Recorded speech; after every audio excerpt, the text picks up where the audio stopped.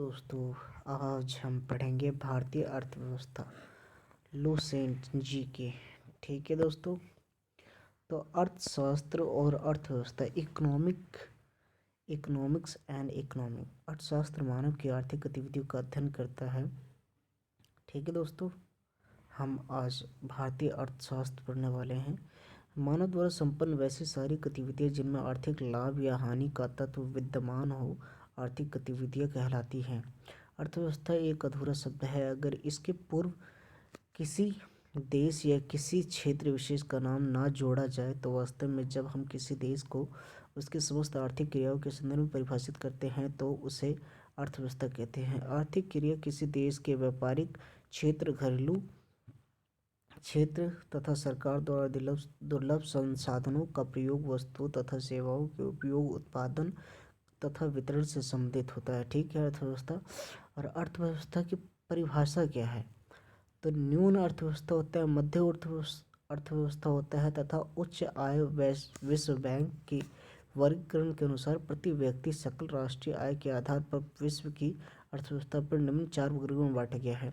नीचे आय वाली यूएस में प्रति व्यक्ति सकल राष्ट्रीय आय $995 या उससे कम। ठीक है। नीचे मध्य आय वाली 996 से $3895 मध्य आय वाली, और उच्च आय वाली $3896 से लेकर के 12,055। ठीक है। और उच्च आय वाली 12,055 या इससे अधिक। यह वर्गीकरण विश्व बैंक के वित्तीय वर्ष 1 जुलाई 30 जून के प्रारंभ में किया जाता है। 1 जुलाई से लेकर के कब किया जाता है? 30 जुलाई। और दोस्तों, मेरा बर्थडे भी आता है 8 मार्च को, नहीं सॉरी 8 अप्रैल मई जून जुलाई। तो ये छठे महीने में शायद जनवरी, फरवरी, मार्च, अप्रैल, मई, जून, जुलाई, 7वें महीने की जुलाई होती है उसमें, और जून से जुलाई। ठीक है, के आरंभ में किया जाता है। उपरोक्त वर्गीकरण जो 1 जुलाई से लेकर 2018 का है। ठीक है ना। और हर एक टाइम का अलग अलग होता है। चलिए आगे बढ़ते हैं। निजी क्षेत्र और बाजार के सापेक्ष राज्य व सरकार की भूमिका के आधार पर अर्थव्यवस्था का वर्गीकरण 3 श्रेणियों में किया जाता है। देखिए, अर्थव्यवस्था 3 श्रेणियों में बांटा गया है। एक पूंजीवादी अर्थव्यवस्था, राज्य अर्थव्यवस्था और मिश्रित अर्थव्यवस्था। ठीक है दोस्तों। विश्व की 10 शीर्ष अर्थव्यवस्था है। विश्व की सबसे जो जीडीपी में 2017 का इसमें आंकड़ा लिया गया है दोस्तों, तो सबसे ज़्यादा है यूएस का है, फिर अभी चीन का है, फिर जापान का, फिर जर्मनी का, फिर इंग्लैंड का, भारत का। अभी भारत चौथे नंबर पे आ गया है दोस्तों। ये चौथे या 5वें नंबर पे आ गया है। तो आंकड़ा हमें याद रखना चाहिए कि अभी भारत कौन से नंबर पे आ गया है। ठीक है। पहले नंबर पे यूएस, चीन तो है ही, और फिर जापान, जर्मनी है। ठीक है। इंग्लैंड साइड पे छड़ गया है और फ्रांस पे। चलिए आगे बढ़ते हैं। पूंजीवादी क्या है? पूंजीवादी अर्थव्यवस्था। इस अर्थव्यवस्था में क्या उत्पादन करना है, कितना उत्पादन करना है और उसे किस कीमत पर बेचना है, ये सब बाजार तय करता है। इसमें सरकार की कोई आर्थिक भूमिका नहीं होती। ठीक है दोस्तों। और ये जो है 1776 ईस्वी में प्रकाशित एडम स्मिथ की किताब द वेल्थ ऑफ नेशन से लिया गया है। 1776 में आई थी। किसकी किताब?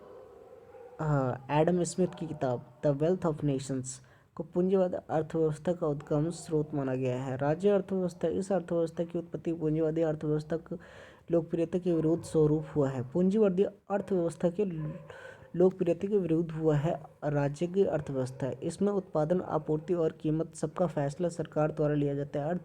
ऐसी अर्थव्यवस्थाओं को केंद्रीकृत नियोजन अर्थव्यवस्था कहते हैं, जो गैर बाजारी अर्थव्यवस्था होती है। राज्य अर्थव्यवस्था की 2 अलग अलग शैली नजर आती है। सोवियत संघ की अर्थव्यवस्था को समाजवादी अर्थव्यवस्था कहते हैं, जबकि 1885 ईस्वी से पहले चीन की अर्थव्यवस्था को साम्यवादी अर्थव्यवस्था कहते हैं।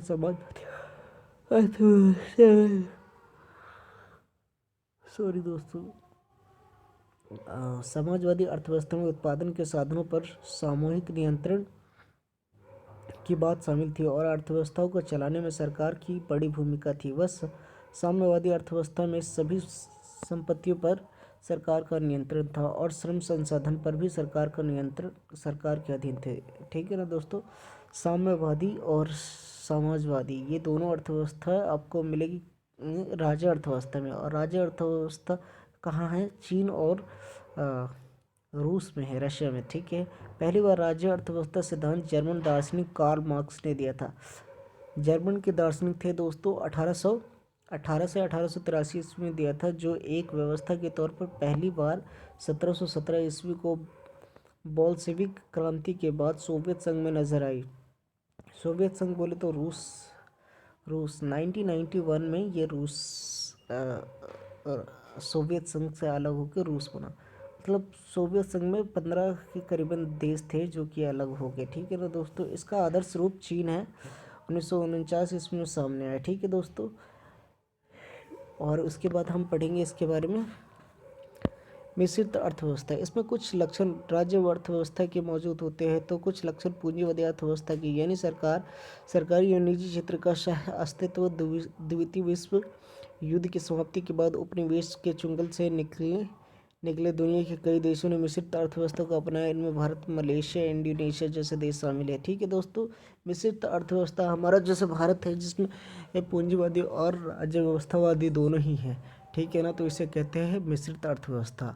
ठीक है, और केन्स ने सुझाव दिया था कि पूंजीवादी अर्थव्यवस्था को समाजवादी अर्थव्यवस्था की ओर कुछ कदम बढ़ाना चाहिए, जबकि प्रो लॉन्ज ने कहा था कि समाजवादी अर्थव्यवस्था को पूंजीवादी अर्थव्यवस्था की ओर कुछ कदम बढ़ाना चाहिए। तो इन दोनों ने ये अपने अपने राय दी है। ये पूछा जाता है कि पूंजीवादी अर्थव्यवस्था को समाजवादी अर्थव्यवस्था की ओर कुछ कदम बढ़ाना चाहिए, ये तो केन्स ने कहा था, और प्रो लॉन्ज ने कहा था समाजवादी अर्थव्यवस्था को पूंजीवादी अर्थव्यवस्था की तरफ कुछ कदम बढ़ाना चाहिए, ये प्रो लॉन्ज ने कहा था। ठीक है ना। बंद अर्थव्यवस्था वह अर्थव्यवस्था है जिसमें ना तो निर्यात और ना ही आयात होता है। ये क्वेश्चन पूछा जाता है दोस्तों कि जिस स्थानीय जगह पे या जिस देश में भी ना निर्यात होता है ना आयात होता हो, ऐसी अर्थव्यवस्था को क्या कहते हैं? तो ऐसी अर्थव्यवस्था को बंद अर्थव्यवस्था कहते हैं। और यह देश में है, मतलब विश्व में है ऐसी कोई अर्थव्यवस्था या नहीं? नहीं, ऐसी कोई अर्थव्यवस्था नहीं है। ऐसी अर्थव्यवस्था होती तो दोस्तों चलता कैसे संसार? और उनका व्यापार नहीं होता तो वो जीते कैसे? हाँ, कुछ अंडमान निकोबार मतलब ऐसे इलाके हैं जहाँ से ये व्यापार नहीं होता, तो वो एकदम जंगली किस्म के लोग होते हैं दोस्तों। ठीक है, ऐसी खास जगह अपने भारत में भी पाई जाती है, और ऐसे जनजातीय क्षेत्र होते हैं जिनमें निर्यात आयात नहीं होती, क्योंकि वो अपने कल्चर में दखल नहीं चाहते। ठीक है ना दोस्तों, चलो ठीक है। अब नेक्स्ट लेक्चर में मिलते हैं भारतीय अर्थव्यवस्था के लूसेंट की। बाय।